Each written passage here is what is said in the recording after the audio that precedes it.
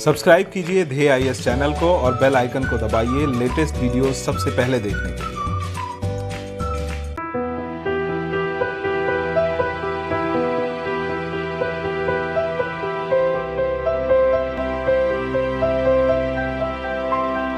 नमस्कार, मैं सुनील वर्मा ध्येय आईएएस टीम की ओर से आपका स्वागत करता हूं ध्येय टीवी पर। हम बात करेंगे डेली करंट अफेयर्स के अपने प्रोग्राम पर, जैसा कि हम प्रतिदिन करते आए हैं। आज के वीडियो में हम बात करेंगे रक्षा अधिग्रहण प्रक्रिया 2020 पर और समझने का प्रयास करेंगे कि भारत ने हथियारों की खरीदने की अपनी नीति में कौन कौन से बदलाव किए हैं और इन बदलावों के माध्यम से जो रक्षा अधिग्रहण प्रक्रिया 2020 हमारे सामने लाई गई है, इसके कौन कौन से प्रावधान हमारे लिए काफी महत्वपूर्ण हो सकते हैं। तो आइए हम इसको समझने का प्रयास करते हैं। उससे पहले एक छोटी सी सूचना कि यदि आप हमसे आईएएस बैच के लिए, पीसीएस के बैच के लिए या फिर ऑप्शनल के लिए संपर्क करना चाहते हैं तो आपकी स्क्रीन पर जो नंबर लिखे हुए हैं आप इस पे कॉल करके डिटेल जानकारी ले सकते हैं और ध्येय आईएएस से घर बैठे हुए जुड़ सकते हैं। ऑनलाइन तैयारी के माध्यम से आप अपने सपने को साकार कर सकते हैं। आइए हम बात करते हैं रक्षा अधिग्रहण प्रक्रिया 2020 या रक्षा खरीद प्रक्रिया 2020 पर। भारत इस समय कई प्रकार की चुनौतियों का सामना कर रहा है, जिसमें एक महत्वपूर्ण चुनौती चीन को सीमा पर नियंत्रित करने की है। आपको पता है कि कई माह से जो है कि भारत और चीन की सीमा पर तनाव बना हुआ है। सिर्फ इतना ही नहीं है, भारत इस समय एलओसी अर्थात लाइन ऑफ कंट्रोल और साथ ही साथ एलएसी अर्थात लाइन ऑफ एक्चुअल कंट्रोल एवं मैकमोहन सीमा रेखा पर एक साथ चीन एवं पाकिस्तान दोनों को रोकने का प्रयास कर रहा है। आपको पता है एलओसी का संबंध भारत पाकिस्तान की सीमा से है, जो कि गैर तरीके से पाकिस्तान ने जो है कि बनाया हुआ है, कब्जा किया हुआ है। आपको पता है पीओके वाला विवाद, उसमें हम नहीं जाएंगे। वहीं एलएसी और मैकमोहन रेखा का जो संबंध है वह भारत और चीन के बीच की सीमा से है। तो इस तरह से भारत इस समय क्या कर रहा है, दो तरफा चुनौतियों का सामना कर रहा है। लेकिन इतना ही नहीं है, इस समय एक नई चुनौती हमें नेपाल के रूप में सामने आ रही। आपको पता है नेपाल में चीन का हस्तक्षेप बढ़ रहा है और नेपाल की जो गतिविधियां हैं वह भारत को चिंतित कर रही हैं, अर्थात वो आने वाले समय में एक नई चुनौती हमारे सामने उत्पन्न कर सकता है। नेपाल भारत से लगे अपने सैनिक पोस्ट की संख्या एवं क्षमता को बढ़ाकर भारत को घेरने का प्रयास कर रहा है। खासकर लिपुलेख दर्रे के समीपवर्ती क्षेत्रों में उसकी गतिविधियां हाल के समय में काफी बढ़ती हुई देखी गई। तो इस तरह से अगर हम समझें तो हमको यह पता चलता है कि भारत की जो सीमाएं हैं वह शांति प्रिय नहीं है, शांतिपूर्ण नहीं है, क्योंकि जो हमारे पड़ोसी हैं उसमें पाकिस्तान और चीन की भूमिका ज्यादा है, लेकिन साथ ही साथ नेपाल की भूमिका को भी हम कम करके नहीं आ सकते। ऐसे में हमें जरूरत है कि हमारी जो रक्षा खरीद प्रक्रिया हो वो बहुत पारदर्शी हो, वह समयबद्ध हो, साथ ही साथ वह ऐसी हो जिससे हमारी सेना का आधुनिकीकरण तेजी से हो सके। इसके लिए जरूरत थी हमारी जो रक्षा खरीद प्रक्रिया है उसमें बदलाव करने की, और वही किया गया है। भारत इस समय आत्मनिर्भर अभियान के माध्यम से अधिकांश क्षेत्रों में उत्पादन में आत्मनिर्भरता प्राप्त करने का प्रयास कर रहा है। इसी के तहत अगस्त 2020 में केंद्र सरकार ने रक्षा के क्षेत्र में भी आत्मनिर्भरता प्राप्त करने के लिए 101 वस्तुओं के आयात पर प्रतिबंध लगा दिया। और यह जो 101 वस्तुएं थीं, इनका संबंध था उन हथियारों से जिनको हम बाहर से खरीदते थे। इसमें शामिल था आर्टिलरी गन थे, असॉल्ट राइफल्स थे, ट्रांसपोर्ट एयरक्राफ्ट थे, रडार थे, बहुत सी ऐसी चीजें थीं जो हम बाहर से खरीदते थे। लेकिन भारत ने अगस्त 2020 में रक्षा के क्षेत्र में भी भारत को आत्मनिर्भर बनाने के लिए यह किया कि हम जो 101 यह वस्तुएं हैं इनका आयात नहीं करेंगे, अर्थात हम उत्पादन को बढ़ाने का प्रयास करेंगे।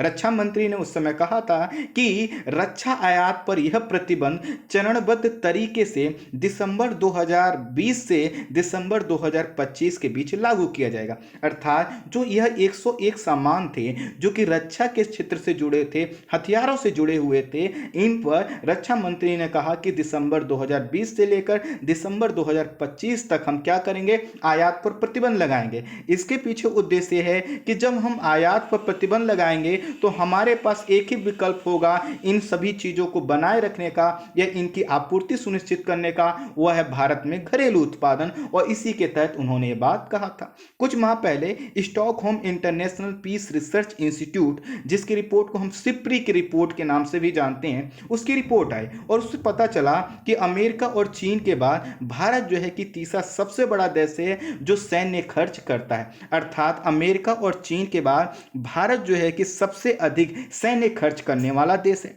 अब इन सब चीजों को कंक्लूड करते हुए हम ये समझने का प्रयास कर रहे हैं कि भारत की सीमाएं भी जो है कि शांतिपूर्वक नहीं रह सकती। इसलिए नहीं रह सकती क्योंकि हमारे जो पड़ोसी हैं उनके अंदर एक ऐसी प्रवृत्ति है कि जो भारत के क्षेत्र का अतिक्रमण करने की नीति के रूप में हमें दिखाई देता है। दूसरा, अभी जो हम क्या कर रहे हैं, हमारी जो रक्षा खरीद नीति है उसमें हम आयात बहुत ज्यादा कर रहे हैं और घरेलू उत्पादन हमारा क्या हो रहा है, कम हो रहा है। साथ ही साथ हम बहुत बड़ी मात्रा में सैन्य खर्च करते हैं। अगर इतना ज्यादा पैसा जो हम हथियारों को खरीदते हैं हम अपने यहाँ के डिफेंस इंडस्ट्री पर लगाएं, अर्थात रक्षा उद्योग को खड़ा करने में लगाएं, तो हो सकता है आने वाले समय में हम डिफेंस के सेक्टर में भी क्या हो जाएं, आत्मनिर्भर हो जाएं, जैसे कि हमने अपने आप को कई सेक्टर में आत्मनिर्भर बनाया है।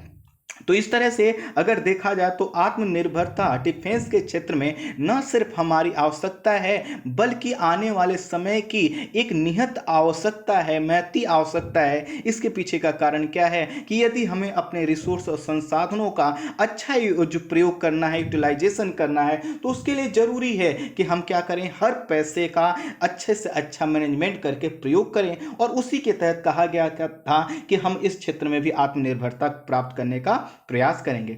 रक्षा के क्षेत्र में भारत को आत्मनिर्भर बनाने का जो हमने ये प्रयास किया, अर्थात जो हमने घोषणा अगस्त 2020 में की, कोई नया नहीं है। पहले की डिफेंस प्रोक्योरमेंट प्रोसीजर में भी इस प्रकार की बातें की जा चुकी हैं। वर्ष 2013 में जो हमारी रक्षा खरीद नीति थी उसमें भी घोषणा की गई थी कि हम क्या करेंगे, स्वदेशी उत्पादन को बढ़ाएंगे, अर्थात आत्मनिर्भरता को हम प्राप्त करेंगे। लेकिन ऐसा नहीं हो सका। आज भी हम क्या हुए हैं, जो भी हम उत्पादन करते हैं, अर्थात जिन चीजों को, जिन आप रक्षा के उपकरणों को कहते हैं स्वदेशी उत्पादन के द्वारा बनाए गए हैं, उनके भी जो पुर्जे हैं, अधिकांश पुर्जे विदेशों से हम आयात करते हैं। अर्थात वर्ष 2003 में भी हम इस प्रकार के प्रयास कर चुके हैं, लेकिन अभी हमें सफलता नहीं मिली है। इसका कहने का मतलब है कि जब हम आत्मनिर्भरता की बात करते हैं तो हमें पुरानी नीतियों से अलग नई नीति बनानी पड़ेगी, क्योंकि वर्ष 2013 वाली नीति सफल नहीं हो पाई है। भारत लंबे समय से रक्षा क्षेत्र में भारतीय निजी कंपनियों को बढ़ावा देने का प्रयास कर रहा है, लेकिन अभी तक हम इसमें कुछ खास नहीं कर पाए हैं। और भारत रक्षा के क्षेत्र में 2001 के बाद ही निजी कंपनियों को आगे बढ़ाने का प्रयास कर रहा है। लेकिन अभी आपको पता चलेगा कि जो निजी कंपनियां हैं भारत की, इनकी हिस्सेदारी टोटल जो हम खरीद करते हैं हथियारों की, उसमें मात्र 8 से 10% है। अर्थात 2001 से ही हम जो निजी कंपनियों को आगे बढ़ाने का प्रयास कर रहे हैं उनसे बहुत कुछ हासिल नहीं हुआ। इसके पीछे का कारण क्या है, जो एक कारण प्रमुख है वह हमारी रक्षा खरीद नीति थी और उसी में हमने क्या किया, बदलाव किया है। क्योंकि वर्ष 2001 से अभी तक अगर हम देखें तो हम निजी कंपनियों से जो खरीद करते हैं, जो भारत की निजी कंपनियां हैं, वह 8 से 10% है। अर्थात अगर हम 100 रुपए का सामान खरीदते हैं डिफेंस के लिए तो उसमें से 8 और 10 रुपए ही का ही सामान ऐसा होता है जो भारत की कंपनियों द्वारा बनाया गया है। अगर इसमें हम रक्षा कंपनियों में नाम देखें तो L&T अर्थात Larsen and Toubro, Mahindra, Bharat forge जैसे कुछ गिने चुने नाम दिखाई देंगे निजी क्षेत्र में। लेकिन फिर आप कहेंगे हम सरकारी क्षेत्र में उत्पादन बहुत करते हैं। नहीं, सरकारी क्षेत्र में भी जो हम उत्पादन करते हैं वो बहुत पर्याप्त नहीं है और इसमें भी बहुत ज़्यादा कंपनियों का आपको नाम नहीं मिलेगा। इसमें भी Hindustan aeronautics limited, Bharat electronics limited, Bharat dynamics और BEML जो है कि जैसी कुछ कंपनियां आपको दिखाई देंगी। तो इसका मतलब ये है कि जो हम डिफेंस के सेक्टर में निजी क्षेत्र को बढ़ावा देने का प्रयास 2013 से कर रहे थे, या सरकार जो अपने हिसाब से सरकारी कंपनियों के माध्यम से जो उत्पादन बढ़ाने का प्रयास कर रही थी, हम इसमें बहुत ज़्यादा सफल नहीं हो पाए हैं। इसी का कारण यह है कि हम बहुत बड़ी मात्रा में आज भी चीज़ों का आयात करते हैं। प्रश्न आएगा कि आखिर भारत की निजी कंपनियां डिफेंस सेक्टर में निवेश क्यों नहीं करती हैं, जबकि अगर हम देखें तो आईटी सेक्टर में हम अच्छा कर रहे हैं, फार्मास्यूटिकल्स के सेक्टर में अच्छा कर रहे हैं, तो फिर डिफेंस के सेक्टर में हम कंपनियों को अर्थात भारत में निजी कंपनियों को आगे क्यों नहीं बढ़ा पाए। और यह जब हम समझ लेंगे तभी हमको महत्व समझ में आएगा जो हमने रक्षा अधिग्रहण प्रक्रिया 2020 में बदलाव किए, अर्थात जो पहले की हमारी रक्षा खरीद नीति थी उसमें जो खामियां थी उन्हीं को दूर किया गया है रक्षा अधिग्रहण प्रक्रिया 2020 के माध्यम से। तो अभी से पहले अर्थात जब रक्षा अधिग्रहण प्रक्रिया 2020 हमारे सामने आई है, इससे पहले अगर देखें तो भारत की निजी कंपनियां डिफेंस सेक्टर में निवेश क्यों नहीं करती, इसके कुछ कारण प्रमुख ये है। पहला कारण यह है कि जो इसमें पूंजी लगती है उसमें रिटर्न लंबे समय मिलता है। आपको पता है कि यदि आपको कोई टैंक बनाना है, कोई फाइटर जेट बनाना है, कुछ भी बनाना, तो यह 1-2 दिन का काम नहीं है। आपको बरसों उस पर क्या करना होता है, रिसर्च एंड डेवलपमेंट करना होता है। उसके बाद वो प्रोडक्ट बनकर आता है, प्रोडक्ट बनकर आएगा, फिर क्या होगा, खरीदने की नीति के तहत आप क्या करेंगे, उसको अपने प्रोडक्ट को लॉन्च करेंगे और फिर क्या होगा, क्वालिटी के पैमाने पर उसका लंबे समय तक परीक्षण चलेगा और फिर क्या होगा, उसकी खरीद बिक्री हो पाएगी। तो इसीलिए भारत में क्या है कि अगर इसमें देखें तो भारत का जो डिफेंस इंडस्ट्री है यह विकसित नहीं है, और इसके वजह से यहां पर अगर आप हथियार बनाते हैं तो उनके बिकने की संभावना कम होती है। लेकिन यही अगर आप फ्रांस में करते हैं, इजराइल में करते हैं, अमेरिका में करते हैं, तो वहां से पहले से इन चीजों की क्या होती है, बिक्री होती है, थोड़ा सा आसान। तो कुल मिलाकर अगर भारत में कोई ऐसा निवेश करता है तो उसके लिए भी क्या है, सभी चीजें नए सिरे से करनी पड़ेंगी और इसमें जो पूंजी लगेगी उसमें रिटर्न जल्दी नहीं आएगा। इसी के साथ साथ इसमें जो पूंजी लगती है वो भारी पूंजी लगती है, अर्थात ऐसा नहीं होगा कि हमारे यहाँ के जो राम गोपाल श्याम हैं ये क्या करें, फैक्ट्री लगा लें और प्रोडक्शन प्रारंभ हो। इसके लिए क्या करना होगा, बड़े ग्रुप चाहिए जिनके पास भारी पूंजी हो, जैसे अंबानी परिवार है। ऐसे ही परिवार क्या कर सकते हैं, आगे इस चीज को बढ़ा सकते हैं। स्वाभाविक है भारत में ऐसे जो उद्योगपति हैं जो डिफेंस के सेक्टर में पैसा लगाएं वह कम है, और इसी की वजह से क्या है, ये सेक्टर निजी क्षेत्र में पिछड़ा हुआ। वहीं अगर इसमें निवेश लगा भी दिया जाता है तो इसके बाद रिटर्न की कोई गारंटी नहीं होती, क्योंकि होता क्या है, मान लीजिए आप एक टैंक बना रहे हैं, टैंक आपने 4 साल 5 साल रिसर्च करके अपने हिसाब से उस समय की सबसे एडवांस टेक्नोलॉजी का बनाया, लेकिन जब वो टैंक तैयार हुआ और उसको फिर जो है कि आप लेके जाते हैं किसी देश में और कहते हैं आप इसका टेस्ट करिए, हो सकता है उस समय तक नई टेक्नोलॉजी आ गई हो और आपका टैंक क्या हो जाए, थोड़ा सा कमजोर पड़ जाए, और कमजोर टैंक को कोई नहीं खरीदेगा। इसलिए इसमें आपका जो बनाया हुआ प्रोडक्ट है वो बिक जाए ये भी जरूरी नहीं है, अर्थात रिटर्न अर्थात जो आपने इन्वेस्ट किया है वो सिक्योर नहीं है, इस कारण भी यहां पर निवेश नहीं होता। साथ ही साथ उन विदेशी कंपनियों से हम भारतीय कंपनियों को प्रतिस्पर्धा करना पड़ेगा जो 70 से 80 साल से इसमें कार्यरत हैं। अर्थात अगर आप देखें तो प्रथम विश्व युद्ध के बाद ही क्या हुआ, यह जो हथियारों के निर्माण करता कंपनियां हैं इन्होंने उत्पादन प्रारंभ किया था और वहीं से अपना प्रोडक्ट बना रहे हैं। स्वाभाविक है उनके पास स्पेशलाइजेशन है, उनके पास अनुभव है, और भारत में अगर कोई ऐसी नई कंपनी बनती है तो उसके लिए एक चुनौती होगी कि कैसे वह उन कंपनियों से फाइट करे। ये भी एक जो है कि चिंताजनक मुद्दा है जिसको लेकर यहां पर निजी निवेश हमें नहीं दिखाता। साथ ही साथ इन उत्पादों की खपत नहीं होती, ना ही ये जल्दी खराब होते हैं, इसके कारण की मांग हमेशा नहीं होती। आपको पता है कि जो रक्षा उद्योग है या जो हथियारों की मार्केट है ये कैसे चलती है, तनाव पे चलती है, युद्ध पे चलती है। अर्थात सोचिए, एक तरफ अगर इस इंडस्ट्री को बढ़ावा देना है तो पूरे विश्व में अशांति रहनी चाहिए, साथ ही साथ अगर पूरे विश्व में अगर विकास करना है तो शांति रहना चाहिए। दोनों में क्या है, कॉन्ट्राडिक्शन है। तो यह होता क्या है कि इन सब चीजों की डिमांड तभी होती है जब तनाव बढ़ता है। जैसे भारत के संदर्भ में ही कहें तो जितना जरूरी आज हमें हथियारों का प्रोडक्शन लग रहा है चीन के संदर्भ में, क्या आज से 2 साल पहले लगता था? हाँ, समीक्षक सब जरूर कहते थे, लेकिन हम और आप इस चीज को गंभीरता से नहीं लेते थे। अर्थात जो डिमांड है वो हमेशा इसकी नहीं रहती, इसके कारण भी इसमें निवेश नहीं होता। साथ ही साथ हमारे यहाँ चूंकि रिसर्च एंड डेवलपमेंट का पूरा जो इकोसिस्टम है वह बहुत खराब है डिफेंस के मामले में, और इस कारण जो है कि जो निजी कंपनियां हैं उसमें पैसा नहीं लगाती।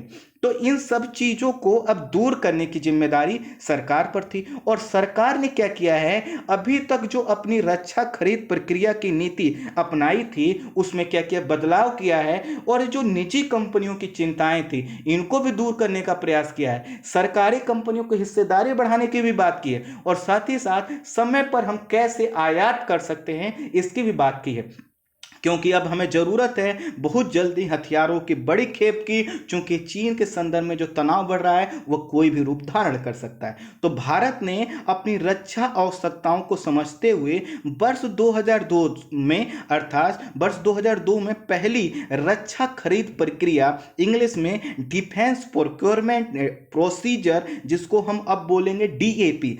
तो डीएपी का मतलब क्या है, डिफेंस प्रोक्योरमेंट प्रोसीजर, और इसको हिंदी में बोलते हैं रक्षा खरीद प्रक्रिया। भारत ने सर्वप्रथम इसको 2002 में लागू किया था। तब से इसमें कई प्रकार के बदलाव होते रहे, और अंतिम बार जो हमने इसमें संशोधन किया था वो वर्ष 2016 में किया था। अर्थात जो रक्षा के उपकरण हैं इनको खरीदने के लिए जो हम प्रक्रिया अपनाते हैं इसको हमने सबसे पहले वर्ष 2002 में लागू किया, उसके बाद कई बार इसमें परिवर्तन किए, अंतिम बार जो परिवर्तन किए 2016 में किए, और जब 2016 में किए तो 2020 तक आते आते परिस्थितियां बदल गई थी। इसी के कारण अगस्त 2019 में रक्षा मंत्री ने अपूर्वा चंद्रा की अध्यक्षता में रक्षा खरीद प्रक्रिया जो हमारी पुरानी थी इसकी समीक्षा करने के लिए एक समिति के गठन की मंजूरी दी थी। इस समिति की रिपोर्ट आ चुकी है और इसने कई प्रकार के बदलावों की सिफारिश की है। इन्हीं सिफारिशों के आधार पर भारत सरकार ने रक्षा अधिग्रहण प्रक्रिया 2020 को आपके सामने रखा है। अर्थात अब नई रक्षा अधिग्रहण प्रक्रिया आ चुकी है 2020, और जो पहली आई थी वो कब थी, 2002 में।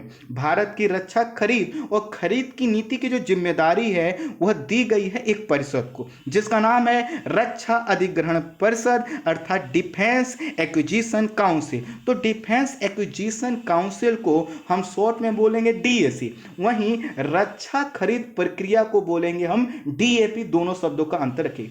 तो अब देखिए जो हमारी काउंसिल है इसके मुखिया होते हैं रक्षा मंत्री, और यह जो हमारी रक्षा अधिग्रहण परिषद बनी थी इसकी स्थापना की गई थी 2001 में। 2001 में हमने रक्षा अधिग्रहण परिषद की स्थापना की, और वर्ष 2002 में हमने पहली रक्षा खरीद प्रक्रिया की नीति को सामने रखा। और अब हमने क्या किया है, कल अर्थात सोमवार 29 सितंबर को रक्षा मंत्री जो कि क्या है रक्षा अधिग्रहण परिषद के मुखिया हैं, इन्होंने क्या हुआ कि रक्षा अधिग्रहण परिषद की एक बैठक बुलाई, और वर्तमान आवश्यकताओं और चुनौतियां, उन्हीं चुनौतियां का जिनका जिक्र मैंने ऊपर किया है, इन्हीं आवश्यकताओं और चुनौतियों को समझते हुए उन्होंने कहा है कि हम क्या कर रहे हैं, अब रक्षा अधिग्रहण प्रक्रिया 2020 को मंजूरी दे रहे हैं। और इस तरह से रक्षा अधिग्रहण प्रक्रिया 2020 का उन्होंने क्या कर दिया, अनावरण कर दिया।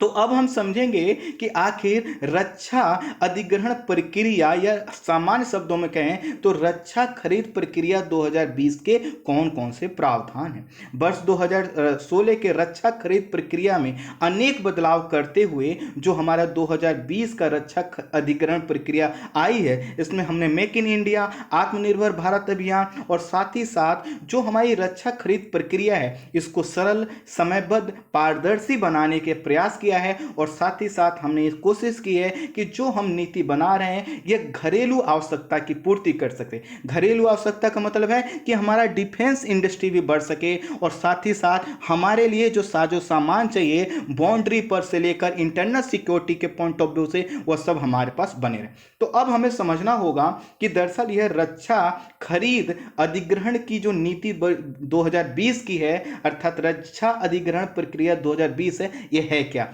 और यह जो रक्षा अधिग्रहण प्रक्रिया 2020 है, यह 1 अक्टूबर 2020 से क्या किया जा रहा है, इसको लागू किया जा रहा है। आज की तारीख क्या है और 1 अक्टूबर से लागू हुआ, कितने दिन का बचा है समय आप देख सकते हैं। तो इस तरह से अब हमें समझना है डीएपी 2020 की विशेषताएं, अर्थात रक्षा अधिग्रहण प्रक्रिया 2020 की विशेषताएं।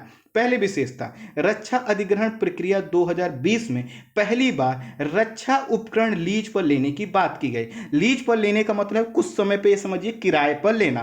तो जैसे अब क्या है, इसका उद्देश्य यह है कि जब तक हम रक्षा के क्षेत्र में, रक्षा का मतलब है उत्पादन से है, कि रक्षा के उपकरणों के उत्पादन में आत्मनिर्भरता प्राप्त नहीं कर लेते, तब तक हम क्या कर सकते हैं, हम कुछ देशों से, जैसे मान लें हम रसिया से, फ्रांस से, अमेरिका से ऐसा समझौता कर सकते हैं कि जिससे हमें अगर जरूरत पड़ती है तो उनके साजो सामान, अर्थात उनके टैंक, उनके जो है कि जो भी हथियार, उनका प्रयोग हम कर सकते हैं। तो इसके लिए क्या करना होगा कि दरअसल हम क्या करते हैं कि जैसे मान लीजिए एग्जाम्पल मैं दे रहा हूं कि भारत को लगता है कि इस समय चीन के साथ तनाव ज़्यादा है और भारत को लगता है कि हमारे पास टैंक ए होने चाहिए, हमारे पास इतने फाइटर जेट होने चाहिए, हमारे पास कुछ सबमरीन और होनी चाहिए। तो इनका अगर हम उत्पादन करेंगे तो समय लगेगा। ऐसा तो है नहीं कि हम फूंक देंगे और तुरंत सब चीज़ें बन जाएंगी, ये सब अब नहीं होता। ये तब होता था जब रामायण युग था या महाभारत का युग था, उस समय होता, तो अब नहीं होगा। तो अब हमें क्या करना है, हमें व्यवहारिक नीति अपनानी होगी।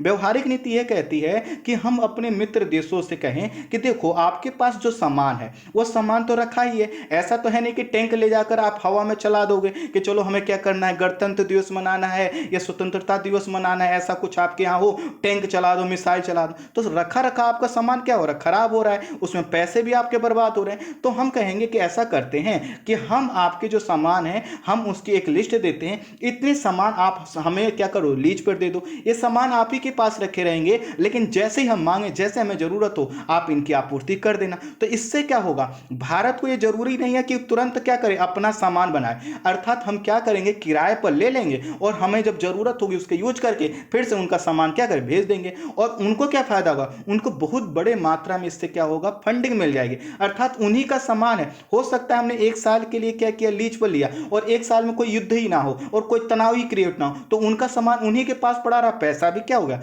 मिल गया। तो हमने ये पहली बार किया है, अभी तक हम नहीं करते थे। अर्थात अभी तक हम क्या करते थे, या तो उत्पादन बढ़ाने का प्रयास करते थे या फिर खरीदते थे। अब हमने कहा कि नहीं, हम किराए पर भी ले सकते हैं। तो इससे क्या होगा कि जो हमारी जो आवश्यकता है वो क्या होगा कि भारत को रक्षा उपकरण खरीदने की जो जल्दी रहती है उससे नहीं हो पाएगा। हम जब रक्षा उपकरण खरीदते हैं तो करोड़ों रुपए खर्च होते हैं, हजारों करोड़ रुपए खर्च होते हैं। तो हमारे पास जब पैसा क्या होगा, हम खरीदेंगे नहीं तो बचेगा, इसको क्या करेंगे, हम घरेलू डिफेंस इंडस्ट्री में लगाएंगे और धीरे धीरे उत्पादन को क्या करेंगे, बढ़ाते रहेंगे। अर्थात मान लेते हैं हम 10 साल के लिए रसिया से, फ्रांस से, अमेरिका से इस प्रकार का एग्रीमेंट कर लेते हैं कि हमें 100 टैंक चाहिए, हमें मिसाइल चाहिए, हमें फाइटर जेट चाहिए, और उनसे ऐसा समझौता कर लेते हैं। तो 10 साल में अभी हमें उनको क्या करना है, सिर्फ किराया देना है समय समय पर, और हमारी रक्षा की आवश्यकता सुनिश्चित हो चुकी है। इन 10 वर्षों में हमारे पास जो हम खरीदते उसमें ज्यादा पैसा लगता, अब उसी पैसे को बचाकर हम क्या करेंगे,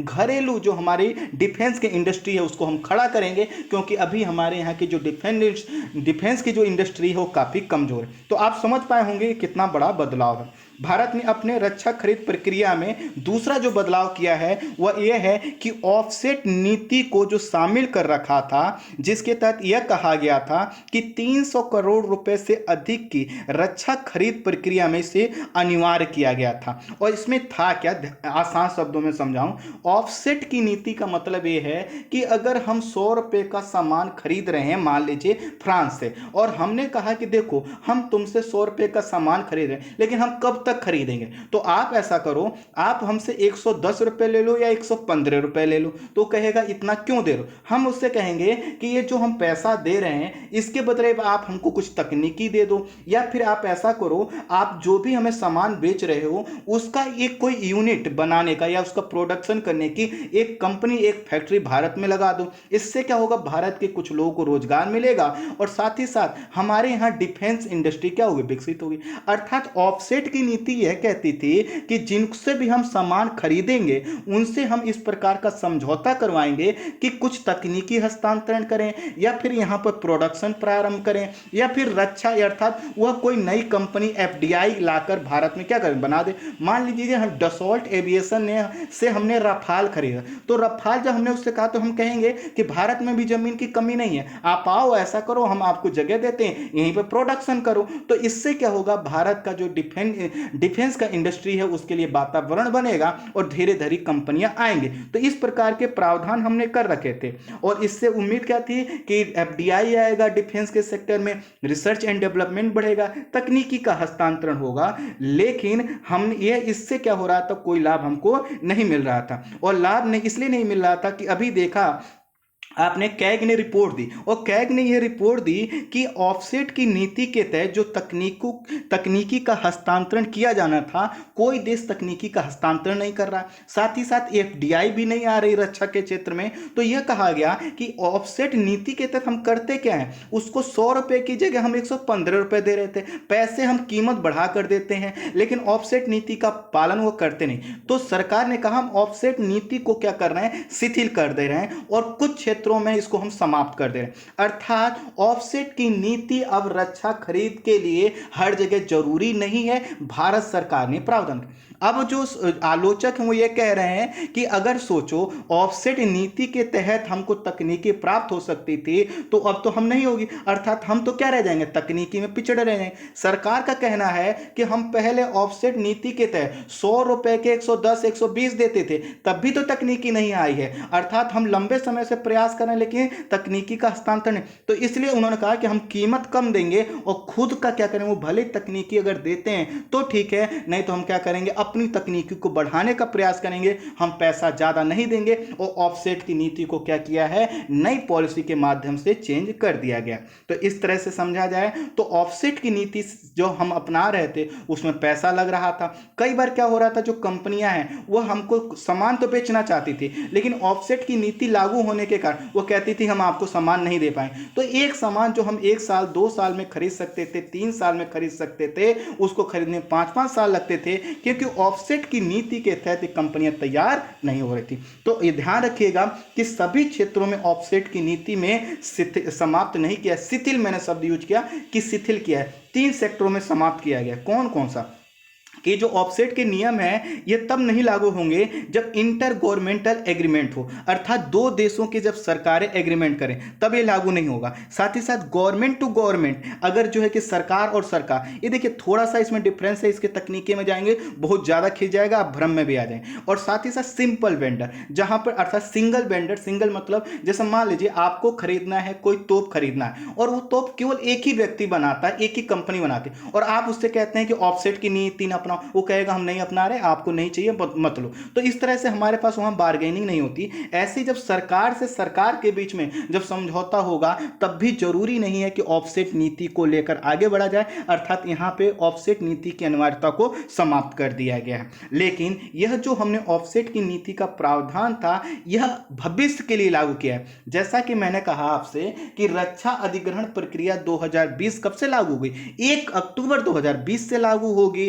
तो यह जो प्रावधान हमने ऑफसेट नीति में किए हैं कि अर्थात ऑफसेट नीति की अनिवार्यता हमने जो समाप्त की है यह रिट्रोस्पेक्टिव नहीं होगी, अर्थात भूतलक्षी नहीं होगी। अर्थात इसके तहत यह नहीं कह सकते कि 2016 में जो समझौता हुआ था उससे भी हम ऑफसेट हटाते, नहीं, अब जो समझौते होंगे उसके संदर्भ में लागू होगा, पुराने जो समझौते हो चुके हैं उसमें लागू नहीं होगा। अब देखिए 2 हमने बहुत महत्वपूर्ण परिवर्तन समझे। तीसरा समझते हैं, नई रक्षा खरीद नीति 2020 के तहत रक्षा खरीद के एक हिस्से को भारतीय कंपनियों या भारतीय लोगों के स्वामित्व में जो कंपनियां हैं उनके लिए आरक्षित रखा गया। मान लेते हैं हम 100 रुपए का सामान खरीदते हैं तो हमने कहा इस 100 रुपए में से हम कम से कम, मान लेते हैं एक उदाहरण ले रहा हूं, कि 30 रुपए का हम सामान जो कहां से खरीदेंगे वो हम भारतीय कंपनियों से खरीदेंगे, या फिर अगर वो विदेशी भी कंपनी है लेकिन उसका स्वामित्व किसी भारतीय व्यक्ति के पास है तो हम उसको खरीदें। स्वामित्व स्वामित्व जब भारतीय व्यक्ति को होगा तो अपने आप कंपनी क्या हो जाएगी, भारतीय हो जाएगी।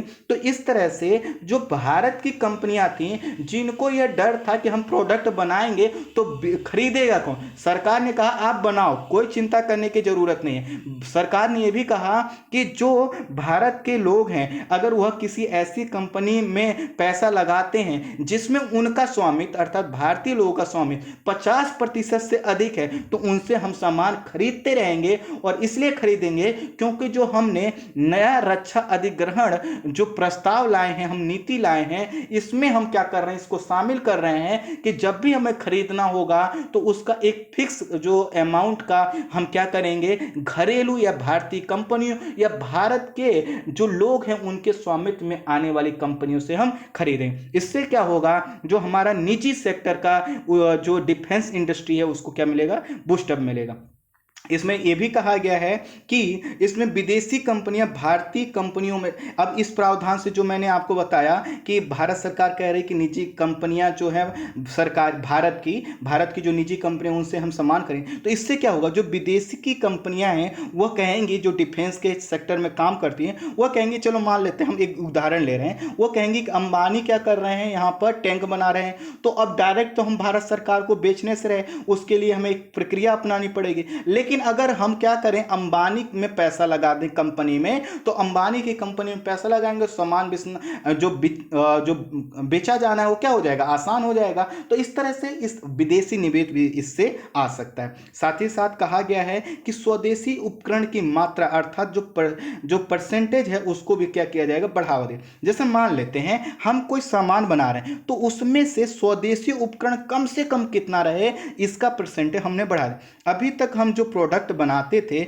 उसमें जो लिमिट थी कि हम 40 से 50% तक स्वदेशी उपकरण रखेंगे, लेकिन जो नया जो हमारा रक्षा अधिग्रहण प्रक्रिया 2020 है, इसमें कहा कि कम से कम हम क्या करेंगे, जब हम किसी प्रोडक्ट को कह रहे हैं कि स्वदेश निर्मित है, इसका मतलब हम ये कहना चाह रहे हैं कि अब उसमें हम 50 से 60% जो उसके पुर्जे हैं वह स्वदेश निर्मित अर्थात भारत में निर्मित होंगे तो लगाएं। अर्थात कोई भी चीज का अब प्रोडक्शन करेंगे तो भारत में जो पुर्जे बन रहे हैं उनका प्रयोग हम क्या करेंगे, ज्यादा करेंगे, यह बात की गई है। और इसी के साथ एक और जो बड़ा परिवर्तन किया गया है कि अभी तक जो भारत है वह रक्षा जब उपकरण खरीदता था तो उसके हार्डवेयर अर्थात जो उसके मुख्य हमको देखने को मिलता है, मान ले हम मिसाइल ले रहे हैं तो मिसाइल देखने को मिलता है, हम मिसाइल फोकस करते हैं। भारत ने अब एक नया परिवर्तन ये किया है कि अब हम सॉफ्टवेयर और सुरक्षा जो तकनीकी है इनको भी खरीदने की नीति हम अपनाएंगे, अर्थात हम हार्डवेयर के साथ साथ सॉफ्टवेयर की इंडस्ट्री को भी आगे बढ़ाएंगे।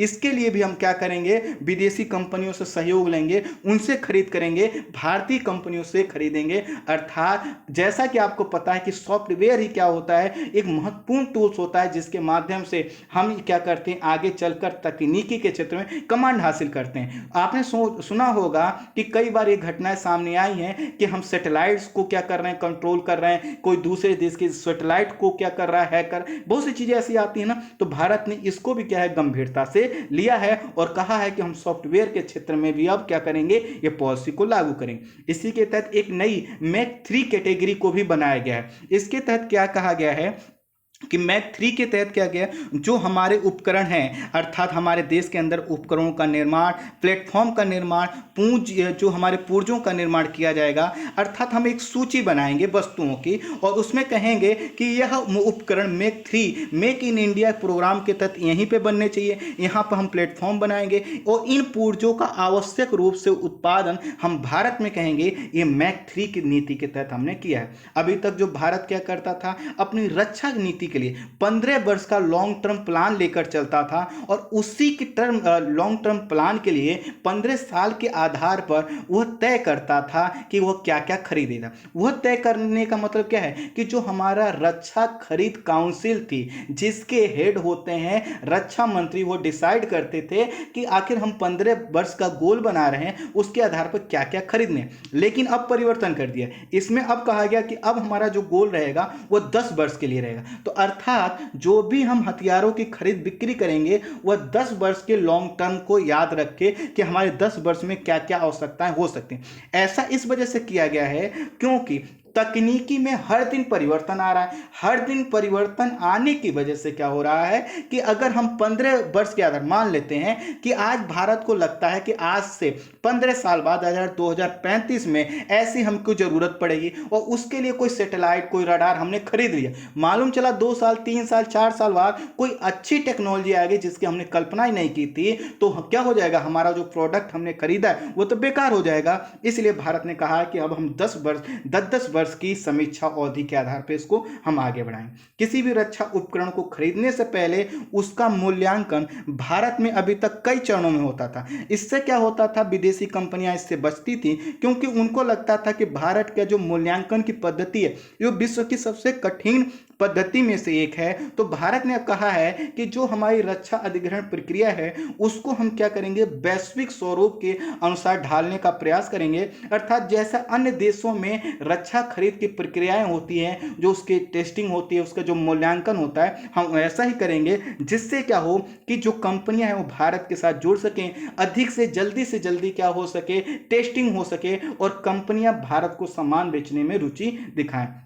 इसके बाद यह भी प्रावधान किया गया है कि निरीक्षण की कोई पुनरावृत्ति विशेष रूप से उपकरणों की स्वीकृति के दौरान नहीं। अर्थात जो टेस्टिंग होती है वह अगर मान लेते हैं कि हम जो उपकरण की स्वीकृति मिल गई कि आप ये बना दीजिए, फिर आप कहते हैं कि नहीं हम उसकी टेस्टिंग करेंगे, आपने ठीक बनाया कि नहीं, तो इससे क्या होता था, कई बार हम चेंज करवाते थे, नहीं ऐसा नहीं ऐसा, ऐसा नहीं ऐसा, तो इसमें क्या होता था, विलंब होता था। तो भारत सरकार ने इसमें भी परिवर्तन किया।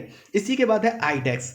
इसका फुल फॉर्म क्या है, N innovation ecosystem for defence listed innovation for defence excellence. इसके तहत क्या किया गया है, अब आसान शब्दों में समझाऊं कि जो हमारे यहाँ के लोग नवाचार को बढ़ावा दे रहे हैं और कई प्रकार के वो प्रोटोटाइप बनाते हैं कि हम टैंक बना रहे हैं, ये बना रहे हैं, जो कुछ भी बनाते हैं, तो उसको इनोवेशन को हमने क्या किया, बढ़ावा देने के लिए जो वो प्रोटोटाइप बनाएंगे कि हमारा एक ऐसा पुर्जा बन सकता है, उसको हम खरीदने की बात की है जिससे क्या हो सके, यहाँ पे इनोवेशन का माहौल बन सके। इसी के साथ साथ DRDO, आप इसका फुल फॉर्म जानते हैं, DPSU अर्थात डिफेंस पब्लिक सेक्टर अंडरटेकिंग, और साथ ही साथ OFB अर्थात ऑर्डिनेंस फैक्ट्री बोर्ड द्वारा डिजाइन किए गए, विकसित किए गए रक्षा प्रणाली उपकरण के अधिग्रहण के लिए 2020 में एक अलग से प्रावधान किया है। अर्थात अगर DRDO बनाता है या फिर हमारे जो डिफेंस सेक्टर के पब्लिक कंपनियां हैं, अर्थात जो सरकारी कंपनी वो बनाती हैं, या फिर वह कंपनियां जो ऑर्डिनेंस फैक्ट्री बोर्ड के अधीन आती हैं, अर्थात जो सरकारी कंपनियां हैं या जिनमें सरकार का पैसा लगा है, इनके द्वारा जो प्रोडक्ट बनते हैं, इनके खरीद के लिए हमने विशेष प्रावधान किया है ताकि इनसे उत्पादन होता रहे, ये प्रॉफिट में रहे, और इसके लिए एक अलग हमने अध्याय जोड़ा। और इसी के साथ ही साथ हमने जो इनके द्वारा उत्पादन किया जाता है, इसका जो परीक्षण की पद्धति है उसको एकल चरणीय अर्थात एक ही बार में टेस्टिंग हो जाए, इसको हमने अपनाने का प्रयास किया है। अर्थात ऐसा ना हो कि भारत की कोई सरकारी कंपनी एक प्रोडक्ट बना रही, 4 साल उसकी टेस्टिंग हो रही, इससे बचने का प्रावधान किया गया। रक्षा खरीद प्रक्रिया में देखा जाता है कि समझौता होने और उसकी आपूर्ति होने, जैसे रफाल का समझौता कब हुआ, आपूर्ति कम हुई, तो इस बीच क्या होता है, उनके प्रोडक्ट की कीमत बढ़ जाती है। तो इसमें प्रयास किया गया है कि जो मूल्य बदलाव हो वह कम से कम हो और ना ही हो तो ज़्यादा अच्छा है। अर्थात जो कीमत में बदलाव आता है कि हमने समझौता कर दिया, जब आपूर्ति हो रही है तो कह रहे हैं कि हमें और पैसा दो, तो इसमें कहने का प्रयास किया गया है कि कीमत में बदलाव ना के हो, हम वास्तविक कीमत पर क्या कर सकें, उसको प्राप्त कर सकें। साथ ही साथ विक्रेताओं को भुगतान जो होता है उसमें विलंब ना हो, इसलिए हमने डिजिटल सत्यापन की बात को अपनाया है। और इसी के साथ साथ और परिवर्तन अगर हम देखें तो रक्षा खरीद में एक बड़ा बदलाव करते हुए हमने कहा है कि 500 करोड़ रुपए तक के सभी मामलों में एक्सेप्टेंस ऑफ नेसेसिटी को लाया गया है। और इसका मतलब यह है कि अगर हम 500 करोड़ रुपए से नीचे के कोई समझौते करते हैं तो इसमें हम क्या करेंगे, कोशिश हमारी ये होगी कि जो हमारे प्रस्ताव आते हैं उसको हम एक्सेप्ट करें। देखिए शब्द क्या है, एक्सेप्टेंस ऑफ नेसेसिटी, अर्थात आवश्यक है कि आप उसको एक्सेप्ट करें इस तरह के। इससे क्या होता है कि जो कंपनियां लेके आती हैं उनको गंभीरता से हम सुनते हैं, जल्दी से बातचीत हो पाती है, जल्दी से खरीद हो पाती है, और इसके जिसके कारण क्या होता है, समय हमारा बचता है। अब इसके साथ किसी खरीद के लिए, अब अगर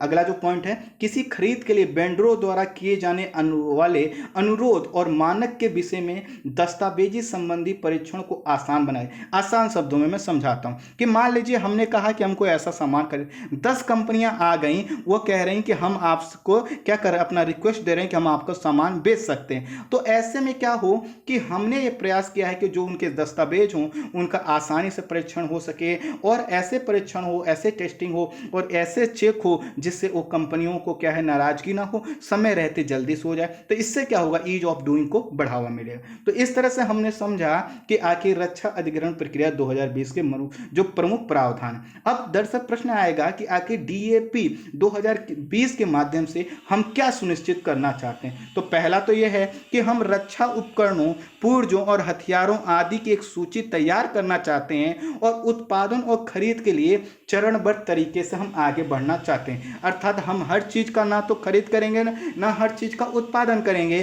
और इसके लिए हमने क्या किया है, डीएपी 2020 में प्रावधान किए। इसी के साथ साथ स्वदेशी एवं निजी रक्षा कंपनियों की भागीदारी बढ़ाने का प्रयास हम इस नीति के माध्यम से, रक्षा अधिग्रहण प्रक्रिया 2020 के माध्यम से कर रहे हैं, जिससे क्या हो, यहां पर भी हम आत्मनिर्भर बन सकें, और इसी के साथ साथ जो हमारी घरेलू कंपनियां हैं ये भी आगे बढ़ सकें, इसका हम प्रावधान अर्थात इसको हम सुनिश्चित करना चाहते हैं। इसी के साथ साथ छोटे रक्षा उपकरणों और हथियारों के घरेलू उत्पादन को बढ़ावा देने का भी हम प्रयास इसके माध्यम से कर रहे हैं। इसी के साथ साथ हम ये प्रयास कर रहे हैं कि रक्षा के क्षेत्र में एफडीआई आए, विदेशी कंपनियां भारत में आकर उत्पादन करें, और इसी के साथ साथ हम प्रयास कर रहे हैं रक्षा अधिग्रहण प्रक्रिया 2020 के माध्यम से कि जो हमारा प्रोजेक्ट मैनेजमेंट यूनिट है उसको हम स्थापित कर लें, और ये जो परियोजना प्रबंधन इकाई अर्थात प्रोजेक्ट मैनेजमेंट यूनिट होगी, ये क्या करेगी, रक्षा अधिग्रहण प्रक्रिया को तेजी प्रदान करेगी, सरल बनाएगी, और जो होने वाला विलंब है वो क्या होगा, रुक पाए। तो आई होप आप समझ पाए होंगे रक्षा अधिग्रहण प्रक्रिया 2020 के मुख्य प्रावधान क्या क्या हैं। इस वीडियो में इतना ही। Thank you so much.